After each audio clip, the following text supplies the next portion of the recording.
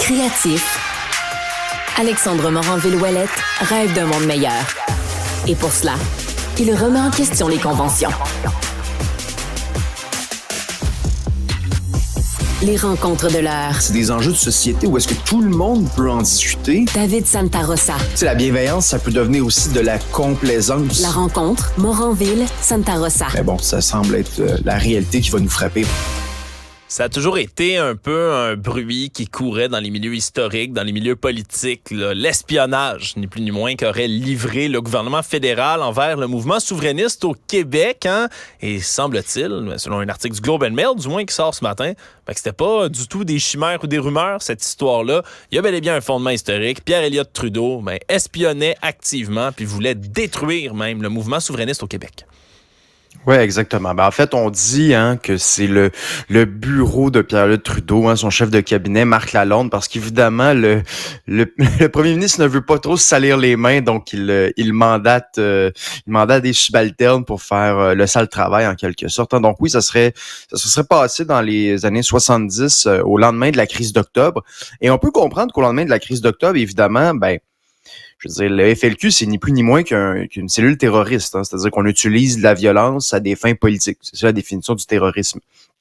Eh bien, donc on peut comprendre qu'il y ait la GRC qui veuille s'en mêler. Une fois que cela s'est dit, on est supposé de s'intéresser aux terroristes seulement, pas à monsieur, madame, tout le monde qui a des allégeances souverainistes. Et c'est ça qu'on a fait, en fait, avec cette cellule-là, cette cellule ultra secrète de Pierre Trudeau, là. Donc oui, c'est l'instrumentalisation de la police à des fins politiques qui est absolument épouvantable. Ouais, puis ce qui est drôle, c'est que ça donne raison à des gens comme Jacques Parizeau, qui était reconnu pour être un peu paranoïaque ses bords, mais qui finalement avait complètement raison de l'être, là. Oui, vraiment, vraiment. Donc, d'ailleurs, ça, c'est une lecture incontournable, à mon sens, la biographie de Jacques Parizeau par Pierre Duchesne en 3 tomes. C'est vraiment exceptionnel. Donc, on apprend, c'est ça, Jacques Parizeau qui est vraiment paranoïaque, qui s'imagine qu'il y a des micros partout. Donc, par exemple, des fois, il va dire, OK, on va discuter d'un projet aux toilettes. On ouvre les robinets, question d'empêcher que les micros enregistrent notre voix comme il faut. Et dans l'entourage de Jacques Parizeau, on était comme, est-ce que Jacques Parizeau perd la carte finalement? Et on se rend compte, plusieurs années plus tard, plusieurs scandales plus tard, qu'il avait bel et bien raison. Et je veux revenir un instant, Alexandre, sur la figure de Pierre-Elliott Trudeau. C'est assez intéressant parce que dans le Canada anglais, c'est Monsieur droits et libertés, Monsieur, oui. Et à raison, il a quand même fait des choses intéressantes sur le droit des homosexuels, notamment.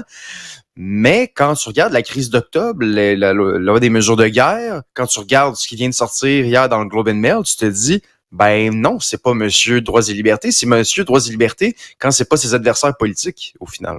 Ah, puis il a été connu comme ça aussi. Puis plus les années passent, plus on s'en rend compte. Pierre-Elliott Trudeau, c'était quelqu'un d'impitoyable avec certaines franges de la société, avec certaines personnes.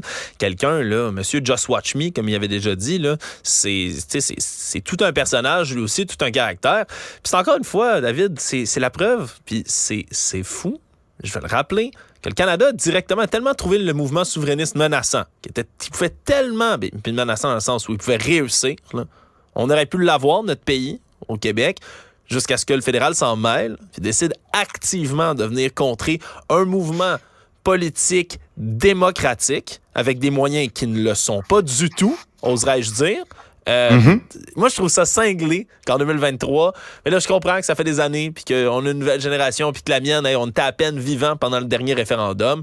Mais excusez-moi, pardon, c'est le genre de nouvelles, c'est le genre de dossier qui devrait faire flipper les gens au Québec de se rendre compte que, on a déjà voulu avoir un référendum, avoir des élections libres, être capable de décider sur notre propre destin, puis qu'on a interféré à coup d'espionnage dans nos affaires ici au Québec. Je trouve ça odieux, je trouve ça détraqué de la part du fédéral. Puis, je m'excuse, mais c'est des événements historiques qui devraient être impardonnables. Malheureusement, ça tombe trop souvent dans l'oubli. J'aimerais ça que ce soit autre chose que le Globe and Mail dans le reste du Canada anglais qui rapporte des nouvelles comme ça. J'aimerais ça qu'on en parle ici. Puis, c'est quoi, David? J'aimerais ça qu'on en parle dans les cours d'histoire au Québec. Oui, qu'on le sache, ce qui s'est passé, qu'on arrête de le cacher comme ça. Il n'y a pas un programme qui devrait occulter ce qui s'est passé. La nuit des longs couteaux, la crise d'octobre, les accords du lac Meach, tout ça, là, On dirait qu'on passe par-dessus, là. Vite dans nos cours d'histoire au Québec, là, puis je veux pas critiquer tous les cursus d'histoire, là, mais moi, de ce que je me souviens, là, maudit qu'on a passé quelque chose comme 5 ans à parler des maisons longues puis des wigwams, mais on n'a jamais parlé en long en large de ce qui s'est passé puis des trahisons du gouvernement fédéral envers le Québec. Je trouve ça plate parce que si plus de gens étaient au courant de ce qui s'est passé pour vrai dans notre histoire, mais je pense qu'il y en aurait qui auraient plus le feu aux fesses, pardonne mon expression. T'as entièrement raison. Mais tu sais, un référendum sur l'avenir d'un pays, sur la fondation d'un pays, je pense qu'on peut s'entendre que c'est pour dire que c'est le vote le plus important possible. Là. Et puis à preuve, de mémoire, là, en 1995, c'était 94% des gens qui sont allés voter cette journée-là. C'est du jamais vu, c'est assez exceptionnel, là. Ouais. Donc, manifestement, c'est un enjeu important démocratique et c'est pas tout le monde qui joue selon les mêmes règles du jeu. Puis ça nous rappelle d'ailleurs qu'en ce moment, ces jours-ci, le PQ veut rendre public tous les documents par rapport au référendum de 95, donc par rapport au financement. C'est connu, on le sait qu'il y a eu des financements illégaux, on le sait qu'il y a eu des menaces, même dans des entreprises privées. Il y a des entreprises qui ont dit, si le oui rentre, vous allez perdre votre job, donc assurez-vous de voter non quand vous allez aller voter. Donc ça, c'est de l'intimidation, t'as pas le droit de faire ça. Donc c'est toutes des choses qu'on sait, mais qu'il faut creuser davantage. Comme tu le dis, on a l'impression que ça commence à faire longtemps, 95, les années 70 encore plus, mais c'est hier matin, 1995. Faut pas s'imaginer que c'est si loin que ça. Et j'ajouterais, faut pas s'imaginer que s'il y avait un référendum demain matin, que le fédéral agirait différemment. Je veux dire, souvent, le passé est garant de l'avenir, là. David, c'est des mots les plus sages, honnêtement, que tu fais prononcer par rapport à tout ça. Non, moi, ça m'inquiète. Comme je dis, on dirait qu'on ignore une partie de notre histoire. Là, on veut être fiers, puis on veut en parler de ce qui s'est passé au Québec. Mais c'est parce qu'il y en a des moments qui sont pas juste des échecs, là. Il y en a qui c'est littéralement des trahisons. Je vais le dire comme ça. C'est des trahisons dans notre histoire. Puis on ne les apprend pas assez. Je sais pas par quel type de sensibilité puis qu'est-ce qu'on veut éviter à nos jeunes ici. Il faudrait raconter l'histoire telle qu'elle est parce qu'il y a juste une histoire. Hein? Il y a une vérité derrière tout ça. Il faut la raconter telle qu'elle est.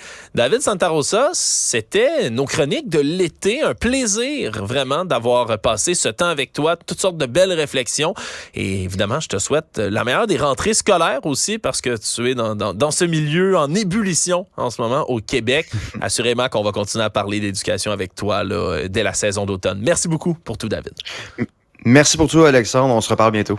Salut.